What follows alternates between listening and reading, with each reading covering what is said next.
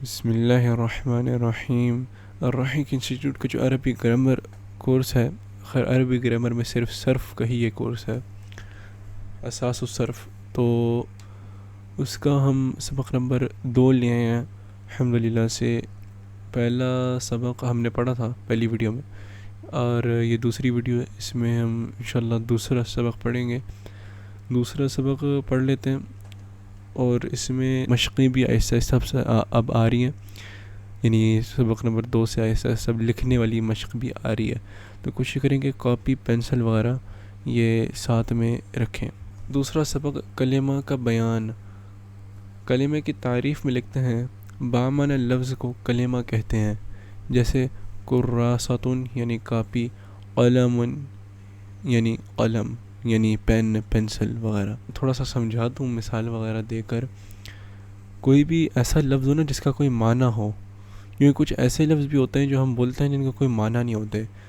اس کی ایک مثال یہ ہے کہ جب بعض اوقات دو دوست یعنی ہوٹل میں بیٹھے ہوتے ہیں، تو وہ کہتے ہیں کہ یار چائے تو پلاؤ۔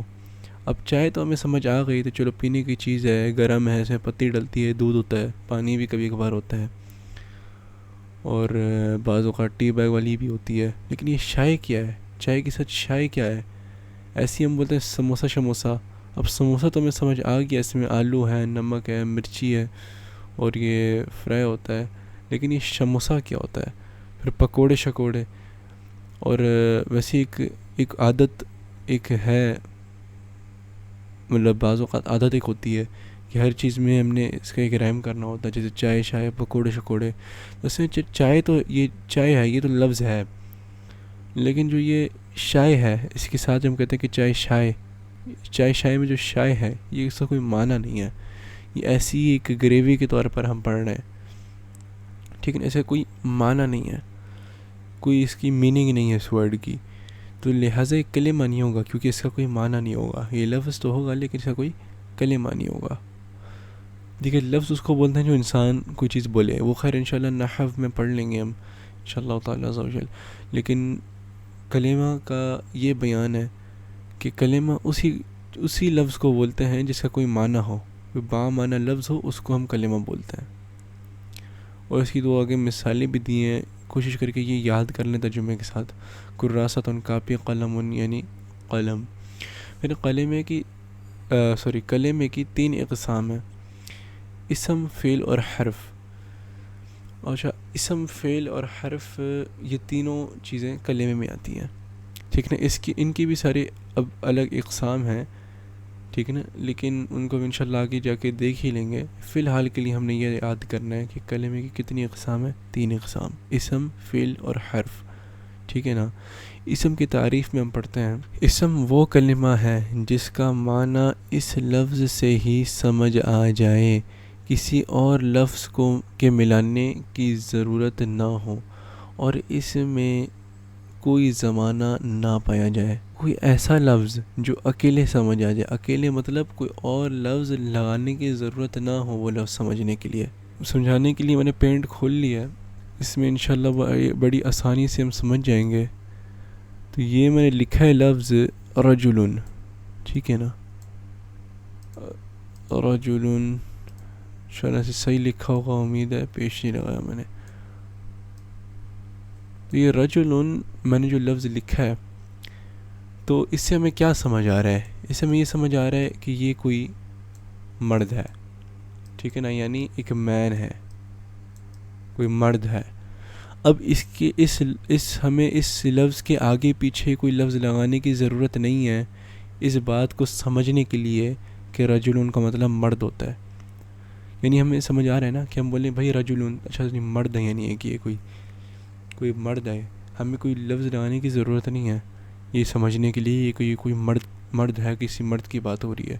ہاں اگر ہم بولتے کہ من، ٹھیک ہے نا، اگر ہم بولتے من کا مطلب ہوتا ہے سے، اب سے کہ ہمیں کیا سمجھ آئے گا؟ اب بولیں گے شاہزین بھائی کچھ سمجھائیں، تو سے بولے جا رہے ہیں، اب سے ہمیں کیا سمجھ آ رہا ہے؟ کچھ بھی نہیں سمجھ آ رہا۔ آگے پیچھے اس میں لفظ لگانے کی ضرورت ہوگی یہ سمجھنے کے لیے کہ سے کیا مطلب ہے، کوئی کانٹیکسٹ ہوتا ہے نا سے کا، ایسے تو نہیں نا سے بول دیتے۔ یہ خیر حرف کا مطلب ہم پڑھ لیں گے ابھی انشاءاللہ۔ تو میں یہ سمجھانے کے لیے بس میں نے تھوڑی ایک یہ مثال دی تھی. واپس چلتے ہیں انشاءاللہ. تو اسم کا امید ہے میں نے مثال دی، لفظ سمجھ میں آ گیا ہوگا کہ اس کا کیا مطلب ہوتا ہے. اور اس میں یہ ہوتا ہے کہ اس میں زمانہ نہیں ہوتا. جیسے رجلن کا میں نے مثال دی، اس رجلن میں اس کا مطلب ہوتا ہے مرد، اس کا کوئی زمانہ نہیں ہوتا.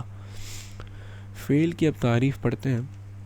فعل کی تعریف آدھی تو وہی ہے جو اسم کی ہے، یعنی فعل وہ کلمہ ہے جس کا معنی اس لفظ سے ہی سمجھ آ جائے، کسی اور لفظ کی ملانے کی ضرورت نہ ہو.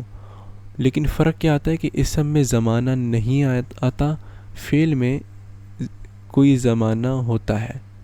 اس میں کوئی زمانہ بھی پایا جائے. ٹھیک ہے نا. آگے مثالیں بھی دی ہیں. ضربا اس نے مارا، یضرب وہ مارتا ہے یا مارے گا. ٹھیک ہے. یہ انشاءاللہ گردان ابھی یاد کر لیں گے آگے جا کے، لیکن کیونکہ ابھی تھوڑا سا سبق بھی ایسے آ رہے ہیں کہ سبق میں دھیان دینا زیادہ ضروری ہے گردان یاد کرنے سے. تو کہنے کا مقصد یہ ہے کہ فعل اور اسم میں کوئی زیادہ فرق نہیں ہے. آدھا تو وہی معنی ہے کہ کوئی لفظ لگانے کی ضرورت نہ ہو، وہ لفظ اکیلے سمجھ آ جائے. فرق یہ آتا ہے کہ اسم میں ہم زمانہ نہیں لگاتے، یعنی اسم ہونے کے لیے ضروری ہے کہ اس لفظ میں زمانہ نہ ہے، جیسے کرسی یا رجل. فعل میں یہ ہے کہ زمانہ ہو. بھئی یہ فرق ہے. پھر آگے آتا ہے حرف کی تعریف. حرف اسم کا بالکل الٹ ہے، یہ بھی نوٹ میں لکھ لیں. حرف اسم کا بالکل الٹ ہے. حرف وہ کلمہ ہے جس کا معنی کسی دوسرے کلمے سے مل کر ہی سمجھ آئے، یعنی ایسا پاسبل ہی نہیں ہے کہ حرف کا جیسے یہاں پہ وہی مثال ہے کہ من یعنی سے، پھر الہ یعنی تک. اب بولتے رہو من الہ یعنی مطلب سے تک بولتے رہو، تو آپ بولو گے یار یہ کیا بول رہا ہے. ظاہر ہے آگے پیچھے کچھ لگانے کی ضرورت ہے ہمیں، کہ آگے پیچھے اس کی کچھ لگائیں گے تو ہمیں سمجھ آئے گی کہ مطلب بات کیا ہو رہی ہے. 6 جون سے 7 جون تک میں نے فلاں کام کیا، اس میں چلو سمجھ آ رہی ہے کہ میں نے کوئی کام کیا ہے. پھر آگے تمرین آتی ہے. تمرین میں 3 سوال ہیں. سوال نمبر 1، کلمہ کسے کہتے ہیں. سوال نمبر 2، کلمہ کی کتنی اور کون سی قسمیں ہیں، ہر ایک کی تعریف مثال کے ساتھ بیان کریں. ٹھیک ہے. یہ انشاءاللہ پورا پہلے آپ لوگوں نے سبق یاد کرنا ہے، یہ پوری 3 چیزیں یاد ہو جائیں ان کی مثالوں کے ساتھ، پھر انشاءاللہ یہ تمرین کرنی ہے. یہ کاپی میں پورا لکھنا ہے پین سے، تو انشاءاللہ سے سارا بالکل آسان ہے، سارا صحیح ہوگا انشاءاللہ، امید ہے. پھر آگے سوال نمبر 3 میں تھوڑا ٹائم لگے گا. اس پہ ہے کہ معنی پر غور کرتے ہوئے درج ذیل کلمات میں سے اسم، فعل اور حرف الگ الگ کریں. اس میں کیا کرنا ہے، بہت آسان ہے. 3 کالم بنانے ہیں آپ نے، میں سمجھا دیتا ہوں بلکہ. تو میں نے یہ اگزامپل کے طور پر، مثال کے طور پر یہ سمجھانے کے لیے کہ کیسے کرنا ہے سوال نمبر 3، یہ میں نے ایک یہ بنا دیا ہے. اس میں کیا کرنا ہے، جیسے فرض کر لیتے ہیں غسلہ ہے یہاں پہ، اس نے دھویا. یہ مثال میں کر کے بتا دیتا ہوں. سوری، اس نے دھویا اس کا ترجمہ ہے. اس نے دھویا، اس نے دھویا نہیں ہوگا، اس نے دھویا. تو غسلہ میں ہم کیا دیکھیں گے، اس نے دھویا. اب اس نے دھویا میں پہلی بات تو اس آ رہا ہے یعنی زمانہ ہے، اور پھر دھویا یعنی فعل. تو کیا ہوگا، اس نے دھویا یہ فعل ہو جائے گا. اس سے یہ صاف پتہ چلے، کیونکہ اس یعنی زمانہ ہے، یہ کسی ایسے بندے کی بات ہو رہی ہے کہ جو یعنی ماضی میں یہ چیز گزر چکی ہے. اس نے، تو یعنی اسے پتہ چل رہا ہے. اور اس میں پھر فعل ہے دھویا، کسی چیز کو دھونا فعل ہوتا ہے، تو یہ پھر فعل میں آ جائے گا. تو ہم یہاں پہ پھر لکھ دیں گے غسالہ. ترجمہ بھی لکھ دیں تو اچھا ہو جائے گا. ایک شوشہ میں نے کم بنا دیا، اس کا شوشوں کا بڑا مجھے مسئلہ ہوتا ہے. انشاءاللہ میں ماؤس سے تھوڑا لکھ رہا ہوں. چلیں انشاءاللہ یہ اسی سے ہم کام چلا لیں گے. آگے ترجمہ بھی لکھ لیے گا. پھر کوشش کریے گا کہ ان سارے 1 2 3 1 2 3 4 یہ 12 لفظ ہیں ٹوٹل. انشاءاللہ اس کا یاد کر لے گا ترجمہ سارا. اصل میں ترجمہ یاد کرنا بہت ضروری ہے.